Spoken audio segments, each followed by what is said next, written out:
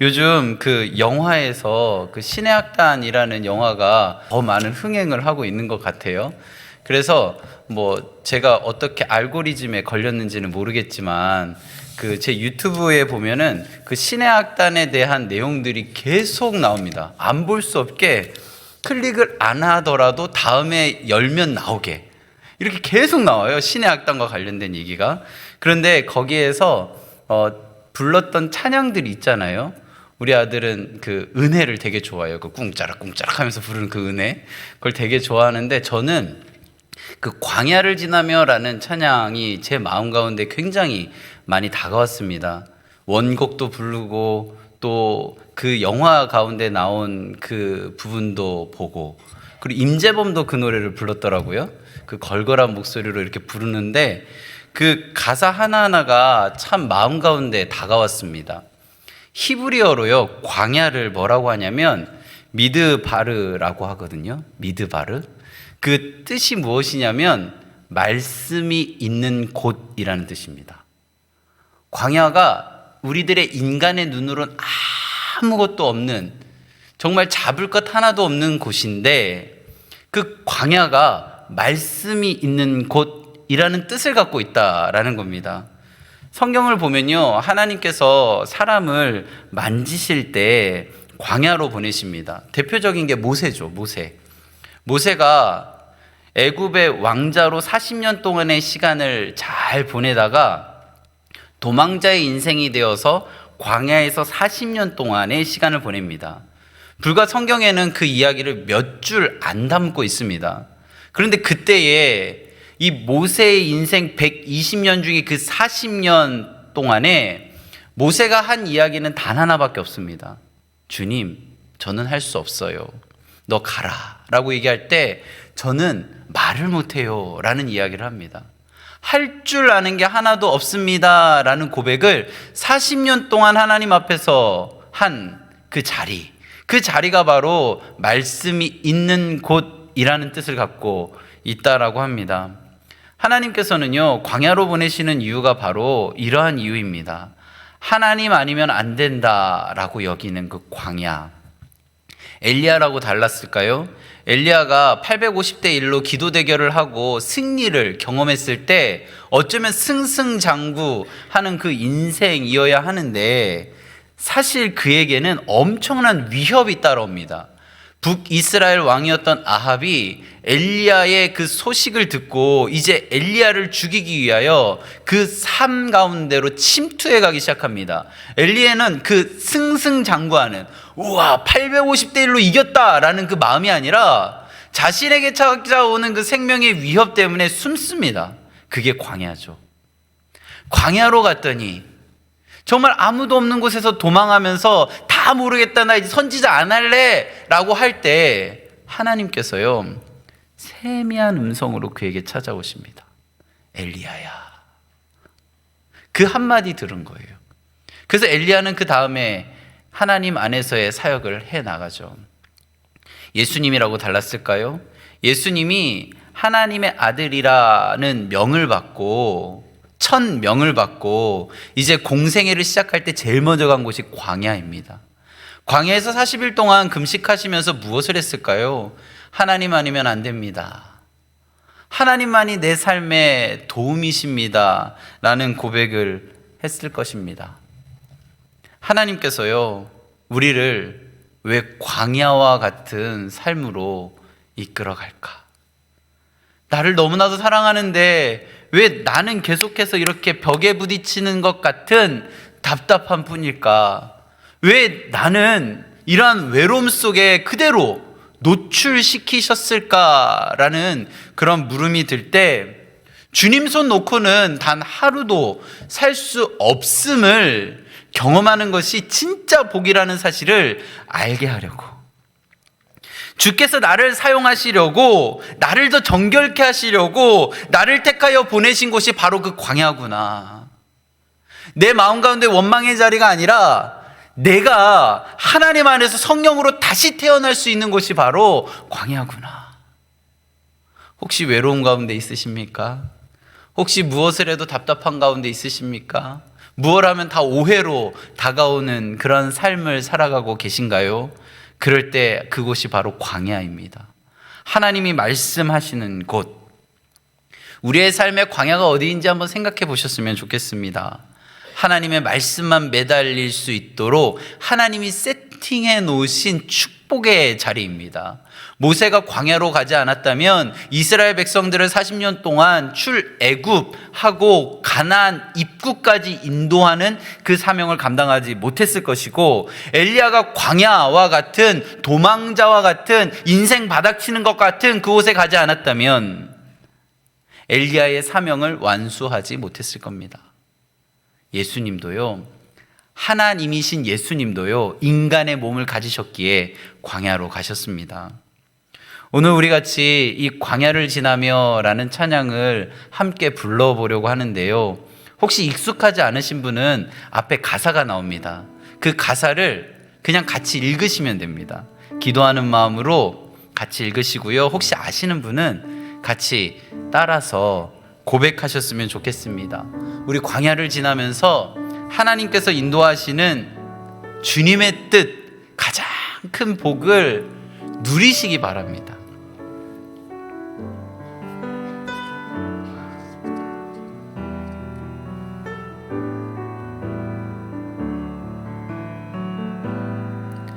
왜 나를 깊은 어둠 속에 홀로 두시는지, 어두운 밤은 왜 그리 길었는지, 나를 고독하게 나를 낮아지게 세상 어디도 기댈 곳이 없게 하셨네.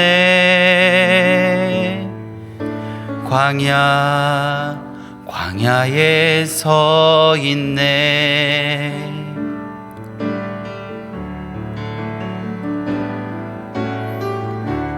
주님만 내 도움이 되시고 주님만 내 빛이 되시는, 주님만 내 친구 되시는 광야. 주님 손 놓고는 단 하루도 살 수 없는 곳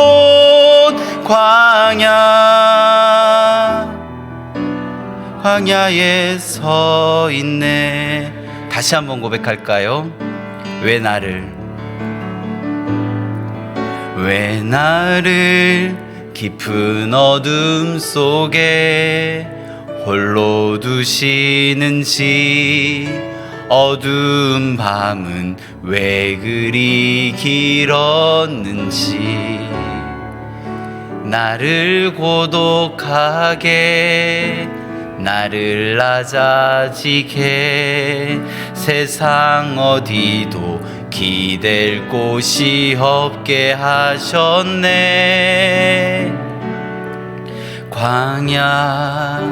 광야에 서 있네.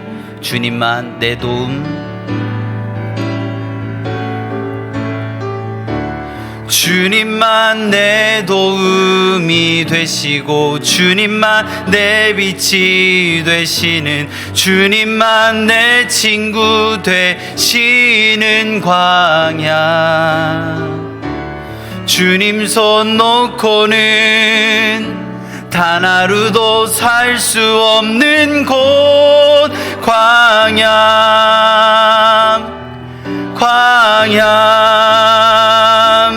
주께서 나를 사용하시려, 나를 더 정결케 하시려, 나를 택하여 보내신 그곳 광야.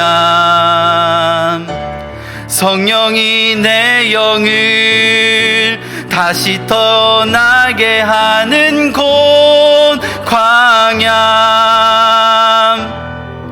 광야에 서 있네.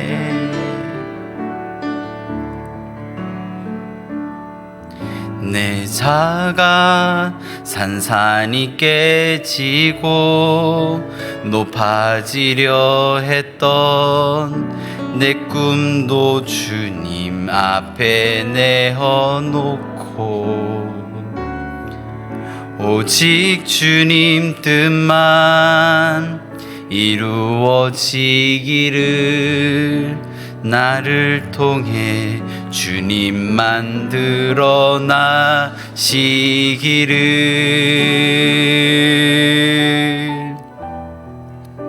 광야를 지나며 아멘. 이 찬양에서 제일 제 마음 가운데 와닿았던 한 문장은 광야를 지나며입니다. 광야를 지났다가 아니라 광야를 지나며. 우리가 하루를 살아갈 때 많은 이야기들이 우리를 감싸고 있습니다. 어쩔 때는 그 감쌈이 감당되어지지 않는 바닥침의 순간들이 찾아올 수 있습니다. 그때마다 하나님이 나를 더 정결하게 하시려 하시는구나. 하나님이 나를 더 사랑하시는구나. 하나님이 나를 더 사용하시려 하시는구나 라는 그 마음으로 위로받으시기 바랍니다. 우리는 어쩔 수 없는 연약한 인간입니다. 눈앞에 보이는 것만이 전부라 여겨지는 하루를 살아가고 있습니다. 분명 하나님께서는 나를 분명 사랑하신다는 것을 머리로는 아는데 가슴은 냉랭하게 식어가는 우리들의 모습을 봅니다.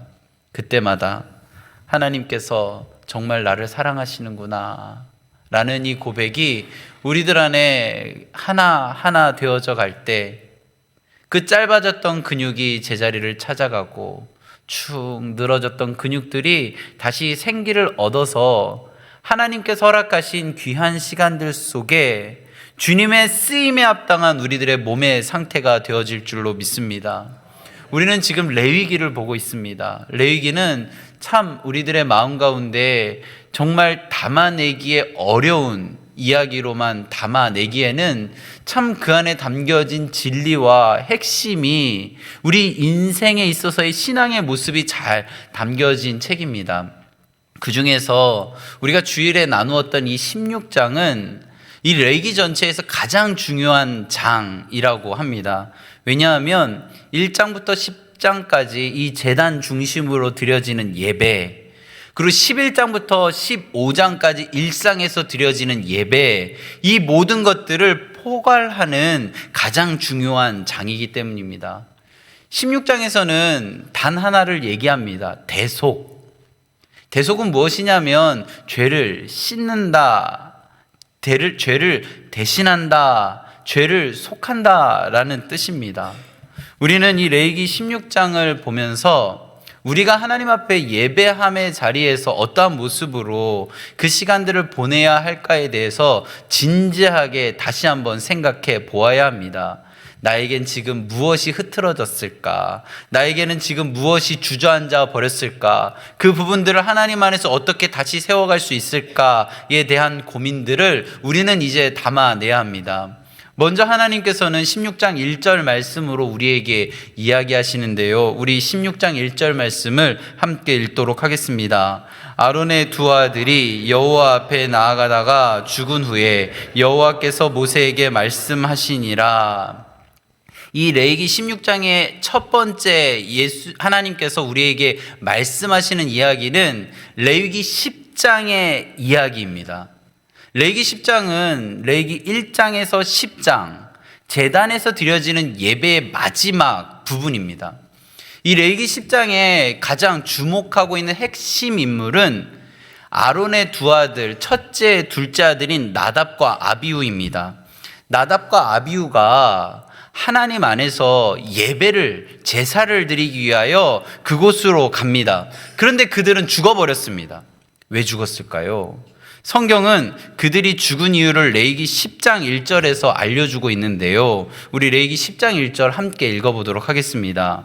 아론의 아들 나답과 아비후가 각기 향로를 가져다가 여호와께서 명령하시지 아니하신 다른 불을 담아 여호와 앞에 분향하였더니, 레위기 10장 1절에는 그들이 죽은 이유가 다른 불을 사용하였다라고 이야기합니다. 그것은 무엇이냐면 이 아론의 두 아들 나답과 아비후는요, 그 당시에 예배를 드리는 모습 속에 그들의 예배 드림의 이 드러나는 모습이 너무나도 자연스럽고 당연하게 여겨지던 사람이었습니다. 그 당시에 출애굽하고 많은 하나님의 역사심이 있었던 그 시대에, 눈 앞에서 많은 이적들이 일어나던 그 시대에 눈 앞에서 홍해가 갈라지는 것을 보았고 애굽의 10가지 재앙을 다 보았던, 가장 가운데서 보았던 아론의 두 아들이었습니다. 하나님의 역사하심을 누구보다도 가장 가까운 곳에서 가장 밀접한 자리에서 보았던 이 두 아들, 예배의 방법을 몰랐을까요? 하나님을 향한 그 자세를 몰랐을까요? 태도가 잘못되었을까요? 다 맞다, 외형적으로 나타나는 것은 다 맞다라고 이야기할 수 있는 사람이었습니다. 그런데요, 이들이 실수한 건 단 하나입니다. 그것이 무엇이냐면 다른 불을 가지고 갔다라는 표현입니다. 불, 겉으로 드러난 모습은 같습니다. 그런데 하나님이 보실 때 다른 불이었다는 겁니다. 우리가 다 예배를 드립니다. 외형적으로는 다 똑같습니다. 그리고 우리는 주일에 같이 모여서 함께 예배합니다. 우리 금요일날 이렇게 같이 모여서 예배합니다. 외형적으로 아무 문제가 없습니다. 저 목사입니다. 목사. 다 자타가 공인하는 목사예요. 대한예수교 장로교 통합교단 2단 아니고요, 전통 그 신학교 나온 목사라고요. 그런데 제가 아무도 모르게 다른 불을 가져간다는 거예요. 지금 그런 상황입니다. 우리 교회에 너무나 훌륭한 장로님들, 권사님들, 안수 집사님들, 우리 집사님들, 성도님들 계신데요, 겉으로 볼 때 너무나도 신앙이 좋은 사람들입니다. 누구보다도 열심히 기도하고 봉사합니다. 그런데 그들은 틀리지 않고 주저앉아 버리지 않을 것 같은 그들이 다른 불을 가져간다는 거예요. 어떨까요? 우리는 한 번 실수할 수도 있지, 괜찮지, 괜찮아, 한 번 실수니까. 하나님 앞에서는 용납이 안 됩니다. 죽어버립니다. 단 한 번의 실수인데 죽어버린다는 겁니다. 우리의 예배가 죽어버렸다면 그건 우리가 다른 불을 가져가기 때문입니다. 형식이 잘못된 것이 아니라, 우리들의 어떤 외형이 잘못된 것이 아니라, 우리가 하나님 앞에 불을 가지고 갈 때 성령의 불을 우리들의 마음 가운데 채워야 되는데 내 안에 다른 불을 갖고 있다라는 겁니다. 나를 드러내고 싶은 불, 내 목소리를 드러내고 싶은 불, 내가 이제까지 살아왔던 모습들을 드러내고 싶은 그 불들, 그 불이 다 다른 불이라는 겁니다. 우리는요, 이 나답과 아비후가 뭔가 특별하고 성경에 나와 있는 정말 하나님의 심판함 가운데 있는 불량자들이 아니라는 것을 우리는 기억해야 합니다. 전통 제사장 가문에서 하나님의 역사하심을 가장 가까운 곳에서 목도했던 나답과 아비후도 다른 불을 가지고 하나님 앞에 나아갔다는 겁니다. 우리도 그럴 수 있다라는 겁니다. 예배함에 있어서 우리가 다른 불을 가지고 가지 않을 수 있는 비결이 하나가 있는데요, 그 비결은 뭐냐면 말씀 앞에 잠시 멈춰서는 겁니다. 창세기부터 계시록까지 많은 이야기들이 있는데요, 그들이 하나님이 원하시는 그 길을 가지 않고 다른 길로 갈 때는 모두가 이 나답과 아비와 같이 다른 불을 가지고 갈 때입니다. 이단이 뭘까요? 끝이 다르다는 거잖아요. 출발은 같습니다. 이단을 연구해 보면 처음은 다 정통 교단 안에서 그 이야기를 시작합니다. 근데 끝이 달라버리는 거예요. 그러니까 성경을 가지고 자기 마음의 해석을 쏟아내는 거죠. 다른 불이죠. 우리들의 삶 가운데 내 머릿속에 해석되어지는 것들을 쏟아낸다면 그것이 바로 다른 불이라는 겁니다. 오늘 성경은 우리에게 무엇이라고 이야기하냐면 잠시 말씀 앞에 멈춰서라 라고 이야기하고 있습니다. 그게 대속죄의 일을 받아들이는 우리의 첫 번째 자세라는 것이죠. 회중들은 이제 대속제일에 제물을 가지고 옵니다. 5절 말씀에 보면 이스라엘 자손이 회중에게서 속제물로 삼기 위하여 순염소 2마리와 번제물로 삼기 위하여 순양 1마리를 가지고 옵니다. 이것으로 이제 예배를 드리면 됩니다. 회중들 전체의 대속 제물이 지금 왔습니다. 그것을 손에 든 제사장은 바로 속제물을 번제단에 올리고 예배를 드리고 이 대속죄 일을 끝내면 되는 것처럼 보이지만 대제사장 아론은 그렇게 하지 않습니다. 우리 6절 말씀을 함께 읽어보도록 하겠습니다. 아론은 자기를 위한 속죄제에 수송아지를 드리되 자기와 집안을 위하여 속죄하고, 회중을 위한 제사, 회중을 위한 예배를 드리기 전에 속죄 예배를 드리기 전에 먼저 자기 자신을 위한 예배를 드렸다, 자기 자신을 위한 속죄 제사를 드렸다라고 성경은 기록하고 있습니다. 이것은 무엇이냐면요, 잠시 멈춰서 나의 죄를 돌아보라라는 겁니다. 죄를 영어로 뭐라고 하는지 혹시 아시나요? SIN이라고 쓸 수 있습니다. 아들을 영어로 뭐라고 하시는지 혹시 아시나요? SON이라고 쓸 수 있습니다.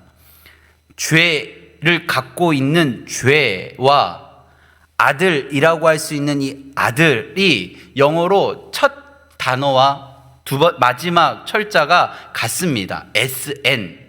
그런데 그 가운데에 내가 서게 되면 죄가 된다라는 겁니다. 그런데 그 가운데 아무것도 없습니다 라고 하면 아들이 된다라는 것이죠. 내가 중심이 되면 죄가 되고요, 나는 아무것도 할 수 없어요 라고 하면 아들이 되는 겁니다. 자녀가 되는 것이죠. 잠시 멈춰서서 나의 죄, 그 죄가 오늘 무단횡단했어요 이런 죄가 아니라 나의 삶 가운데 내가 주인된 모습을 생각해 보는 겁니다. 이것만큼은 내가 주인이 되어 판단했던 부분들, 이것만큼은 내가 생각하고 맞다라고 생각하며 걸어왔던 그 시간들, 그게 다 죄거든요. 그것을 하나님 앞에 잠시 멈춰서 하나님 앞에서 고백하는 것, 그게 바로 지금 아론이 온 회중의 죄를 대속하기 전에 자기 자신의 죄를 고백함을 통하여 우리들에게 알려주는 겁니다. 목회자라고 그렇게 안 할까요? 직분을 가졌다고 그렇게 안 할까요? 신앙의 경륜이 많았다고 그렇게 안 할까요? 3대째 믿었다고 그런 일을 안 해도 될까요? 아닙니다. 모두가 다 이것을 해야 된다라는 것을 아론의 자기 자신의 속죄의 제사를 통하여 우리들에게 알려줍니다. 아론은요, 이 대속의 은혜의 자리에서 회중의 예배를 드리기 전에 자신의 속죄의 시간을 한 후에 정해진 옷을 입습니다. 그리고 손에는 향로를 듭니다. 그 향로에는 향이 올라오죠. 그것을 가지고 지성소까지 들어갑니다. 그것은 무엇이냐면, 나는 완벽한 인간이 아닙니다. 하나님이 정해주신 거룩한 옷을 입고 내 모습을 가리는 향을 피워서 하나님의 보좌 앞으로 나아가야 합니다 라는 표현이죠. 여기서 우리는 우리 자신에게 물어야 합니다. 우리는 무엇을 믿고 하나님 앞에 설 수 있는가? 내가 도대체 무엇을 믿고 지금 하나님 앞에 설 수 있는가? 신앙의 연륜인가? 직분인가? 경험인가? 레위기 16장은요, 우리에게 말해줍니다. 하나님 앞에 설 수 있는 유일한 길은 하나님이 허락하신 길뿐이다. 그래서 대속죄일은요, 인간의 담대함을 보여주는 것이 아닙니다. 인간의 용기, 힘, 지혜를 보여주는 것이 아니고요, 하나님의 자비, 하나님의 대속의 은혜를 보여주고 있다라는 것입니다. 이 날에 모든 대속의 절차를 하는 회중들이 해야 되는 일이 하나가 있는데요, 16장 29절 말씀을 함께 읽도록 하겠습니다. 너희는 영원히 이 규례를 지킬지니라. 7째 달 곧 그 달 10일에 너희는 스스로 괴롭게 하고 아무 일도 하지 말되 본토인이든지 너희 중에 거류하는 거류민이든지 그리하라. 번제까지 다 드리고 나서 하나님께서 대속의 은혜를 한 후에 마지막에 번제, 나를 부르신다라는 것을 느낀 이 자리에서 회중들이 해야 되는 것은 단 하나입니다. 그것은 무엇이냐면 스스로 괴롭게 하는 겁니다. 스스로 괴롭게 하는 것. 히브리 단어의 뜻을 그대로 옮겨서 생각해 보면 이 뜻은 한글 성경에서 스스로 괴롭게 하라 라고 했기 때문에 뭔가 내 몸을 학대해라, 나를 고통을 줘라 이렇게 이해될 수도 있지만 그 원뜻을 그대로 우리가 받아서 이해해 보면 존재 전체를 낮추고 하나님을 기다리라 라는 표현을 쓸 수 있습니다. 그러니까 이 대속죄일의 이 규례를 따를 때 회중이 해야 되는 것은 단 하나입니다. 그건 뭐냐면 스스로 괴롭게 하는 건데 그게 존재 자체를 낮추고 하나님을 기다리는 것, 멈춰서서 하나님의 말씀을 기다리는 것, 그게 회중들이 해야 하는 유일한 행동이었습니다. 구약에서 이 스스로 괴롭게 하라라는 이 단어가 나올 때는요, 이어지는 게 하나가 있는데 그게 금식입니다. 많은 신학자들은 이 스스로 괴롭게 하라라는 이 뜻을 금식하라로 해석하는 그런 분들도 많이 있습니다. 일상에서 가장 기본적이다라고 하는 게 우리 레위기 11장에서 같이 봤잖아요. 먹는 것입니다. 금식한다라는 말의 뜻 자체가 일상에서 가장 기본적인 것을 잠시 끊고 하나님을 바라보라라는 뜻입니다. 어떠한 종교처럼 식사를 안 하는 것을 고행의 시작, 나를 비워내기 위한 그런 게 아니고요. 내 일상을 잠시 멈추고 하나님 앞에 나아가 기다리는 것. 다음 주 목요일, 금요일, 토요일에 청년부가 수련회를 갑니다. 그게 바로 금식이라는 것이죠. 성경에 나와 있는 이 금식이 일상의 자리를 잠시 멈추고 어떠한 장소에 가서 그곳에서 하나님께만 집중하는 시간, 그게 바로 하나님 안에서 금식하는 참 의미를 담고 있는 겁니다. 세상에서 살아갈 때 금식하면 뭔가 다 이렇게 참아내고 견디고 버티고 그런 것 같지만 우리 청년부나 청소년부나 그리고 아동부나 유치부, 영유아부가 성경학교나 수련회 할 때 정말 무릎 꿇고 계속 기도만 하나요? 놀기도 하고, 그죠? 밥도 먹고, 그리고 그 안에서 교제도 하고 기도 제목도 나누잖아요. 그러니까 그게 바로 금식이라는 것을 우리가 다시 한번 상기할 때 일상을 잠시 멈추고 사랑하는 형제 자매들과 신앙 안에서 대화하는 것, 이 모든 것들이 다 금식이라는 것입니다. 잠시 일상을 멈추고 하나님께서 허락하신 울타리 안에서 하나님만 생각하고 나의 존재를 낮추는 것, 이게 바로 금식입니다. 그래서 타 종교에서 말하는 고행, 힘듦, 이 종교적인 애씀, 이 스스로 괴롭게 하라 라는 의미가 아니고 하나님 안에서 나의 존재를 낮추고 하나님의 말씀 앞에 잠시 멈춰서서 내 일상을 멈추며 하나님의 뜻을 기다리는 것, 이게 바로 금식의 의미를 담고 있는 스스로 괴롭게 하라라는 겁니다. 그래서 대속죄일 규례에서 아무 일도 하지 말라라는 표현이 바로 이 금식과 연결되어지는 것이죠. 그게 뭐냐면 인간의 어떠한 노력, 행위, 뭔가 내가 해야지가 아니라 그걸 다 멈추고 아무 생각하지 않고 그냥 하나님의 응답을 기다리는 것. 그게 바로 스스로 괴롭게 하는 것, 아무 일도 하지 않는 것, 금식의 참 의미를 담고 있습니다. 그래서 성경에는요, 하나님께서 기뻐하시는 금식의 의미를 이사야 58장에 설명을 하고 있는데요, 우리 58장 6절과 7절 말씀을 함께 읽어보면서 그 의미를 다시 한번 생각해 보겠습니다. 내가 기뻐하는 금식은 흉악의 결박을 풀어주며 멍에의 줄을 끌어주며 압제당하는 자를 자유하게 하며 모든 멍에를 꺾는 것이 아니겠느냐. 또 줄인 자에게 내 양식을 나누어 주며 유리하는 빈민을 집에 들이며 헐벗은 자를 보면 입히며 또 굴욕을 피하여 스스로 숨지 아니하는 것이 아니겠느냐. 하나님이 기뻐하시는 금식은요, 나를 힘들게 해서 내가 무언가 해서 그런 게 아니라고요. 내가 금식을 하면 하나님 앞에 나를 비우고 하나님의 뜻을 생각하다 보면 내 주변에 보이는 내 도움의 손길이 필요한 자들이 보이기 시작하는 겁니다.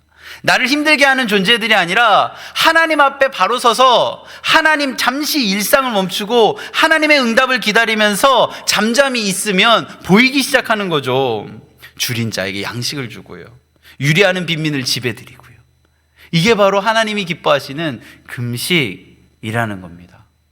우리가 이 대속죄의 일, 이 16장의 이야기가 1장부터 10장까지 이 제단 중심으로 하는 예배, 11장부터 15장까지 하는 일상에서의 예배, 이 모든 것들을 포괄하는 한 문장, 대속죄의 일 규례로 우리에게 설명하는 것, 그것을 또 하나의 단어로 설명하는 것이 바로 스스로 괴롭게 하라 라고 본다면 그 의미가 금식하라로 설명을 드렸고, 그 진짜 의미는 뭐냐면 하나님의 말씀 앞에 멈춰서라 라는 겁니다.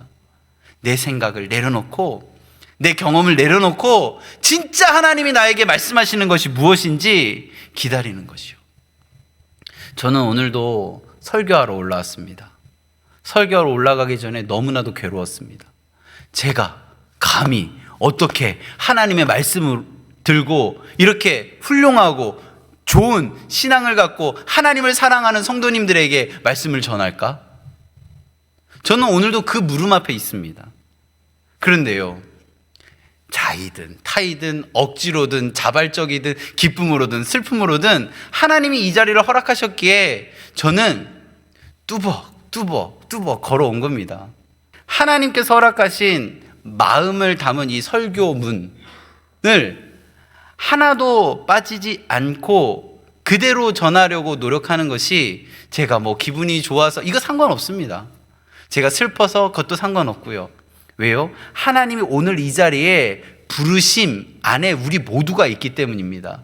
그래서 우리는요, 하나님께서 말씀하시는 이야기들 속에 이 레위기 16장 1절부터 34절 전체를 정리하는 이 한 구절 34절의 이야기를 반드시 기억해야 됩니다. 우리 34절 말씀을 함께 읽도록 하겠습니다. 이는 너희가 영원히 지킬 규례라. 이스라엘 자손의 모든 죄를 위하여 1년에 한 번 속죄할 것이니라. 아론이 여호와께서 모세에게 명하신 대로 행하니라. 대속죄일 규례 전체 1절부터 34절까지 전체 이야기를 우리가 듣고 알고 기억할 때, 오늘 같은 경우라면 스스로 괴롭게 하라, 이 금식하라 라는 이 이야기를 우리가 듣고 기억하고 마음에 새긴다면 어떻게 해야 되냐면, 우리는 아론이 여호와께서 모세에게 명하신 대로 행하니라, 말씀하신 대로 행했다라는 구절을 기억하면서 우리도 말씀을 듣고 순종하며 행해야 하는 것이죠. 레위기 16장 전체에서 우리에게 죄가 가볍다라고 이야기하지 않습니다. 죄는 우리에게 굉장히 무겁습니다. 어떻게 내 자아를 부숴버릴 수 있을까요? 내 자아를 어떻게 내려놓을 수 있을까요? 내 자아를 어떻게 나에게서 쏙 뺄 수 있을까요? 그것 자체가 어쩌면 나에게 있어서 부담스럽고 참 어려운 일입니다. 할 수 없습니다. 그래서 이 죄 자체는요, 그냥 말이 쉬워서 아이를 내려놓으세요, 내 자아를 내려놓으세요, 나를 좀 부수세요, 내 자아를 좀 깨버리세요 라고 얘기할 수 있지만 실제 내 삶으로 적용하면 사실 불가능입니다. 그런데요, 이 대속죄 일에 하나님께서 우리들에게 이야기하시려고 하는 것은 죄가 가볍다, 제사 한 번으로 해결되는 거다, 그 얘기를 하는 게 아니고 하나님의 자비가 그 가볍지 않음을 덮을 수 있다라는 것을 이야기해 주고 있는 겁니다. 그래서 오늘 사는 우리는요, 대속죄일 규례가 여전히 유효하다라는 사실을 기억해야 합니다. 지성소까지 가는 게 이 구약의 시대에는 굉장히 어려웠습니다. 성소 밖에 있는 번제단에서 번제를 드림으로 하나님을 깊이 만나고, 그 앞에 있는 물두멍에서 나의 손을 씻으며 그 물에 비친 나를 보고, 그리고 성소 안에 들어가서 그 분향단 앞에서 나의 모든 것들을 향을 덮은 후에 1년에 한 번 정말 목숨을 걸고 지성소까지 들어가는 단 한 사람만이 허락된 그 자리의 이야기가 바로 대속죄일의 그 은혜의 깊이인데요, 우리는 이제 그 깊이 안에 들어왔습니다. 언제부터냐면 예수님이 십자가에 달려 돌아가신 그 순간부터입니다. 예수님이 십자가에 달려 돌아가시자마자 어떤 일이 있었냐면 성소와 지성소 사이에 있는 이 휘장이 찢어져 버렸습니다. 그리고 그것으로 끝난 것이 아니라 예수 그리스도의 보혈이 우리를 완전히 덮었습니다. 우리는 그래서 하나님의 보좌 앞으로 담대히 나아갈 수 있는 것입니다. 우리가 어떠한 상황 속에 1년에 한 번 어떠한 제사의 규정을 따라서 겨우겨우 인간의 노력을 덮어내는 상황 속에서 그 상황 속에 겨우겨우 한 명이 들어가는 그 지성소가 아니고요, 예수 그리스도의 십자가의 사건이 믿어짐으로, 예수 그리스도의 보혈이 내 안에 덮임으로 하나님 앞으로 우리는 매일 매 순간 갈 수 있게 된 것이죠. 그게 바로 은혜입니다. 그게 바로 예수 그리스도의 은혜입니다. 그게 대속죄일의 규례가 오늘도 우리에게 있다라는 것입니다. 하나님은요, 우리를 힘들게 하기 위해서 부르신 게 아닙니다. 하나님은 우리를 살리기 위해서 길을 여시고 우리를 다시 예배의 자리로 부르셨습니다. 매번 같은 자리에서 다람쥐가 쳇바퀴 돌듯이 똑같은 자리를 애쓰며 그리고 반복해서 살아가는 것이 우리의 일상입니다. 그렇게 일상 속에 반복되어지는 상황 속에 내가 왜 이걸 하고 있지? 참 무의미하다, 허무함에 빠지는 게 인간의 삶입니다. 그래서 주저앉아 버리면 쳇바퀴는 멈춰 있지만 나는 아무것도 하지 않은 것과 같은 허탈함이 찾아오는 게 인간의 삶의 굴레입니다. 그때 하나님께서 우리들의 손 내미시며 내 손 잡고 같이 가자 라고 이야기하십니다. 오늘 이 밤에 하나님께서 내미시는 손 꼭 잡으시기 바랍니다. 하나님께서 오늘 이 밤에 잠시 멈춰서서 나의 이야기 들어볼래? 라고 하시는 그 음성을 귀 기울여 들어보시기 바랍니다. 그로 인해서 우리가 하나님의 이름 가운데 보혈을 지나 담대히 하나님의 품 안에 들어갈 수 있는 귀한 은혜가 우리들의 삶 가운데 들어올 줄로 믿습니다. 오늘도 하나님은 우리를 부르십니다. 그리고 다시 살리기 위해 그 은혜로 우리들의 삶을 세워 가십니다. 이 은혜가 이 자리에 있는 모든 분들에게 동일하게 임하기를 간절히 바라고 축원합니다.